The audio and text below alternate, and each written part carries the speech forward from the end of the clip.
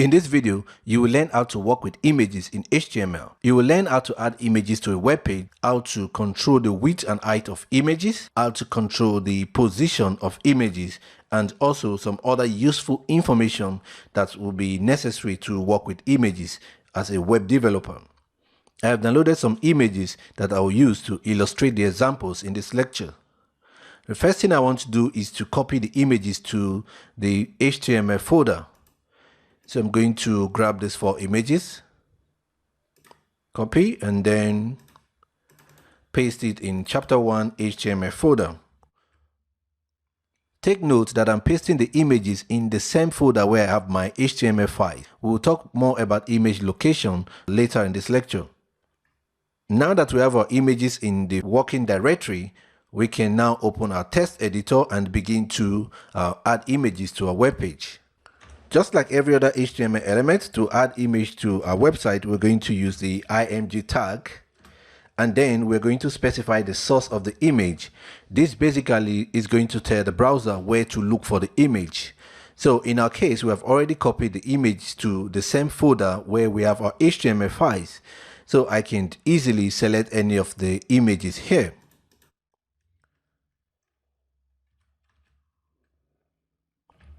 I'll save and do a refresh here. We can see the image displayed on the page. The value of the Src attribute here is case sensitive. That means you need to write out the name of the image the same way that it is in the location that is stored. So it is easy for me because my text editor automatically detects the image that are in the same folder with my HTML files, so it could get the correct name. So we always ensure that we have the correct name and the correct extension. So if we change this to GIF, save and do a refresh, we're going to see that that image is gone. So it is important that you have the correct file name and you have the correct extension. You'll also notice that the image tag does not have a closing tag. This is because it is an empty element and hence it doesn't require a closing tag. If you remember that previously we discussed about the BR tag, which is also an empty element and doesn't require a closing tag. So what we need to do is to add a slash here. When adding images to a web page, it is required that we specify an alternate text for the image.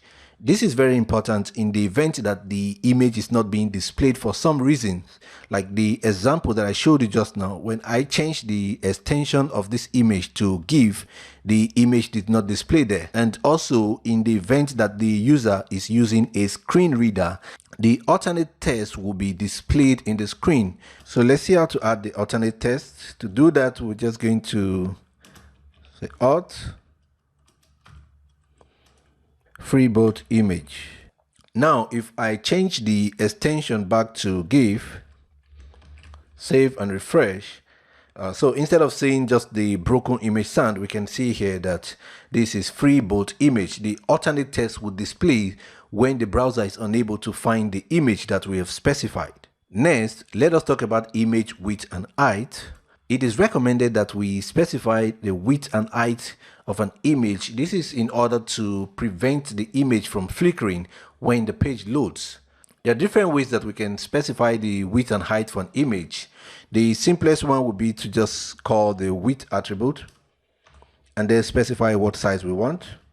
Here I want 180, and also the height attribute and then specify what height we want. I want 140.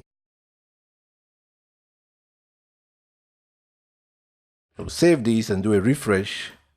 You can see that the size of the image has reduced based on the attributes that we have defined here. The other way to achieve this, let's add another image to illustrate that.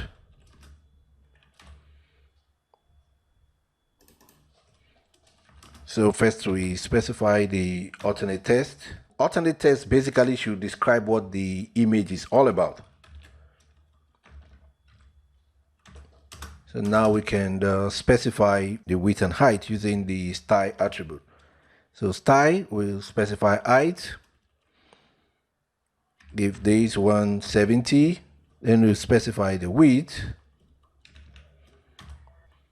I'll save this and do a refresh. You can see both image appears there based on the size that we have specified within our style attribute. As we have seen here that we can use the width and height attribute to specify the width and the height of the image, or we can use the style attribute to specify both the width and the height of the images. It is however recommended that we use the style attribute instead of using the width and height attribute of HTML. This is in order to prevent other CSS styles from changing the width and height of our images. Let's illustrate this with an example. I'm going to open a style tag here in the head section of our document. I'll close the style tag. Within the style tag, I want to target all the images in this page and change their size dynamically. So I'm going to target the img tag and then say I want the width to be 700 pieces and then I want the height to be 400 pieces. I'll save this now and do a refresh. You can see that only the first image was being affected by this style. This is because for the first image we have used the width and the height attributes, but for the second image which we have used the inline CSS style, it is not being affected. This is why it is recommended that you use the style attribute instead of using width and height attributes. Next, we're going to look at image locations. By this I mean basically how do we place our images when we're building a website. What we have done now is basically to just copy the images to the same folders where we have our HTML files. But usually when we are creating applications, we want to put all our images in one folder, and the name of this folder can be anything that we like. We can therefore create a new folder within our HTML chapter 1 folder and then move all these images to that folder. Let's do this. So here I'm going to create a new folder, call these images, and then I'm going to move all these images to that folder. Now that we have moved all those images to a separate folder, we need to now edit the Src attribute of the image tag to reference the correct location where the image is stored. If I refresh our page now, you'll see that there's nothing showing up here, but it's basically just taking up the width and the height that we've specified for the image. To make the correction here, we need to now reference the folder where the image is being stored. Now we can start by typing the name of the folder, images, and then we descend into the folder and then paste the file that we are working with. Same thing we're going to do here, images / and then the name of the file that we're working with. We're going to save and do a refresh, and now we can see the image being displayed once again. We can also place images in our web page from external sources.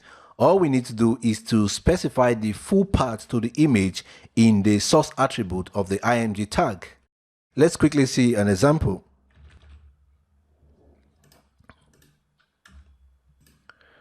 I want to add an image from my website.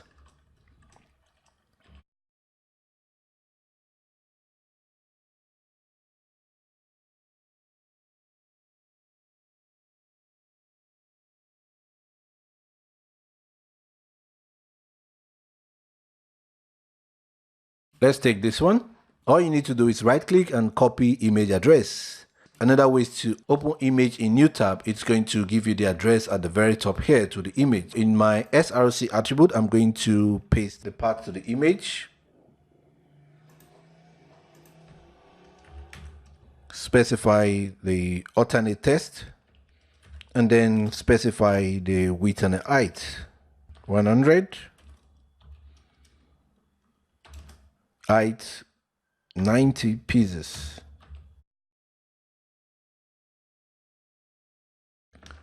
I'll save and then do a refresh. You can see that the image is here, but I mistakenly typed 909 instead of 90 for the height. So save this and refresh it again. You can see the image is positioned here. By default, when we add images to a web page, they are going to stack to the left hand side of the page. We can change this behavior by using the align property to specify if we want to align the image to the right or we want to align the image to the center. So align this image to the right. It can also be aligned to the center. So in this case, we'll leave it as right. I'm going to get rid of this style. Return the images back to the way they were. Another thing that we can do here is to use the style attribute to float the image, the position of the image. So we can either float this to the right or we can float this to the left.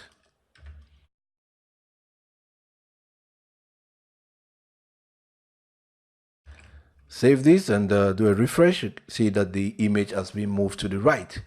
There are three parameters that we can use here: left,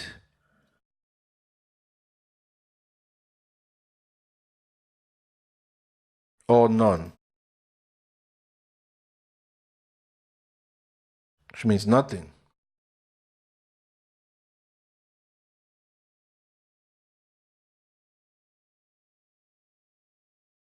We can also set borders for images in our web page by using the image border attribute.